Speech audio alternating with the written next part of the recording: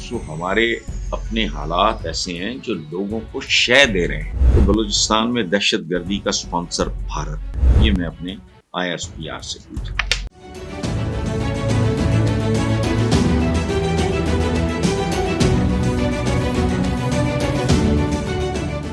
اچھا، DGISPR lieutenant general Ahmad شریف کا کہنا ہے کہ جعفر ایکسپریس پہ حملے کرنے والے دہشت گردوں کو انگیج کر کے انہیں مہارت سے موت کے گھاٹ اتار دیا گیا. پاکستان آرمی نے باقاعدہ منصوبہ بندی کر کے دہشت گردوں کو انگیج کیا. خودکش بمباروں کی وجہ سے محتاط انداز میں آپریشن کیا گیا. اچھا، آگے وہ کہتے ہیں کہ بلوچستان میں دہشت گردی کا سپانسر بھارت ہے. موجودہ دہشت گردی واقعے کا تعلق پڑوسی ملک افغانستان سے بھی ملتا ہے. اچھا، اس میں ایک بات، میں اس پروگرام سے پہلے ابھی فارغ ہوا اپنے بلیک اینڈ وائٹ سما کے پروگرام سے. اس میں سکھ رہنما جو خالصتان کی آزادی کی جنگ لڑ رہے ہیں، یہ بات سب سے پہلے انہوں نے کی ہے کہ پاکستان میں جو کچھ ہو رہا ہے اس کے پیچھے بھارت. میں نے اس کا یہ جواب دیا کہ جی میں تو نہیں جانتا کچھ بھی، لیکن امکانات اسی کے ہیں. مکتی بانی کو ٹرین کرنے والے، فیسیلیٹیٹ کرنے والے ہندوستان، اور ہمارا ان کا ایک تاریخ ہے جتنی بھی ہے 77 سال کی، وہ موجود ہے. اس کے ہوتے ہوئے مجھے کسی گواہی کی ضرورت نہیں ہے. یہ خالصتان کے ISPR نے جو بات کی ہے وہ بعد میں کی ہے، انہوں نے جو بات ٹھیک کی ہے.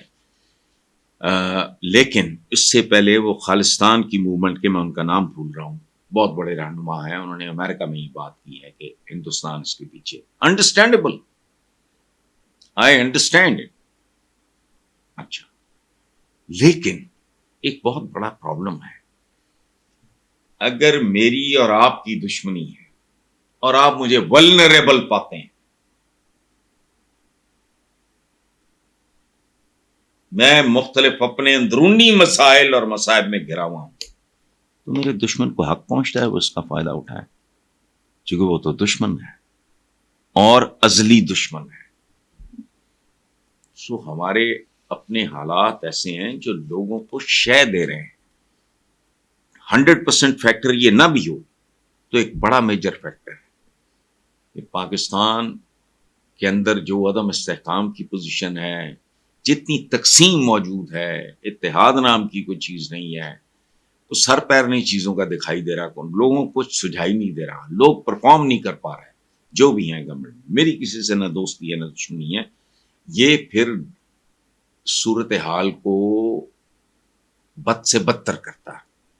شے ملتی ہے، دو برابر کے دشمن، ایک اپنے اندرونی معاملات کا شکار ہو جائے، بھلے وہ برابر کے ہیں، 19-20 18-20 کا فرق ہو، وہ پھر فیل کرتا ہے انکریجڈ.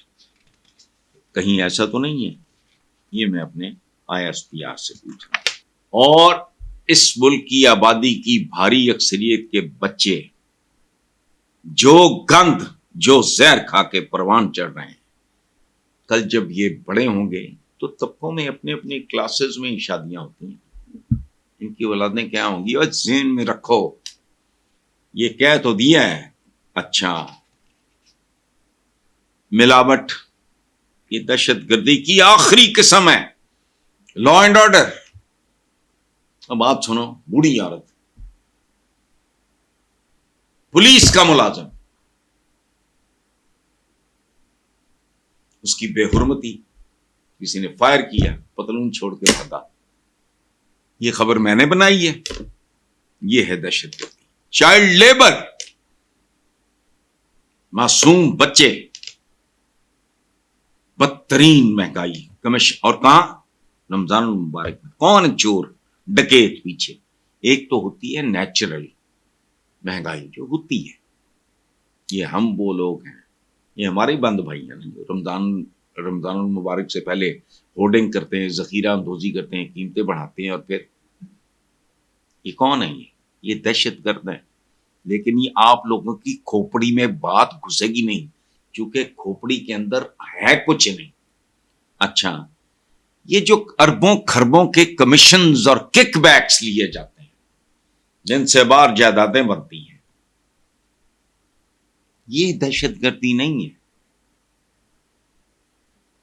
چونکہ یہ ایسی دہشت گردی ہے جس کے تحت ملک کو برباد کیا جاتا ہے سلو موشن میں، بڑا میوزیکل طریقے سے. بتاؤ مجھے، اربوں خربوں کا کک بیک. جاؤ سابق سیکرٹری خارجہ شمشاد صاحب کا ایک انٹرویو شاید اور یا مقبول جان کے ساتھ، میں بھول رہا ہوں، میری عمر ایسی ہے کہ میری یادداشت میں، وہ کیا انہوں نے کہا اور یا مقبول جان کو، کس نے کتنا مال بنایا، کس میں، موٹر وے میں. اچھا، کمیشن، کک بیک، اربوں کا، رشوت، حرام، لوکل، اکربا پرور. اب بات سنو، سلاطین بھی یہ نہیں کرتے تھے کہ نااہل بیٹے کو اپنا وارث مقرر کر دیں. میرے بچپن میں بہت سارے کلاس فیلوز تھے، چنیوٹی شیخ، ان کے ہاں یہ کلچر تھا کہ بچہ بے شک چھوٹا ہے یا بڑا ہے، ظاہر ہے پڑھنے کے بعد، کالج وغیرہ کے، یونیورسٹی کے بعد، اس میں وہ یہ نہیں دیکھتے تھے یہ بڑا ہے کہ چھوٹا ہے، جو قابل ہے وہ گدی پہ بیٹھتا تھا، باقیوں سے ریکوری، کلیریکل سائے کام لیتے تھے. اس ملک میں میرٹ کب کا موت کے گھاٹ اتر چکا ہے. اکربا پروری، بد انتظامی، ڈسپلن، زندگی سوائے ڈسپلن گہائی کچھ نہیں ہے. وہ جو ایک شعر ہے بڑا مشہور، کلاسیکل، زندگی کیا ہے عناصر میں ظہور ترتیب، موت کیا ہے انہی اجزاء کا پریشان ہونا. پورا بدن انسان کی سمجھ میں نہ آئے، انسان کے جسم کی انتڑیاں اگر پھیلا دی جائیں تو میلوں میں جاتی ہیں، ایسی خوفناک مشین ہے. اس میں صرف ایک پرزا، ایک عضو پورے جسم کو لے بیٹھتا ہے. اس ملک میں ڈسپلن نام کی چیز ہی کوئی نہیں.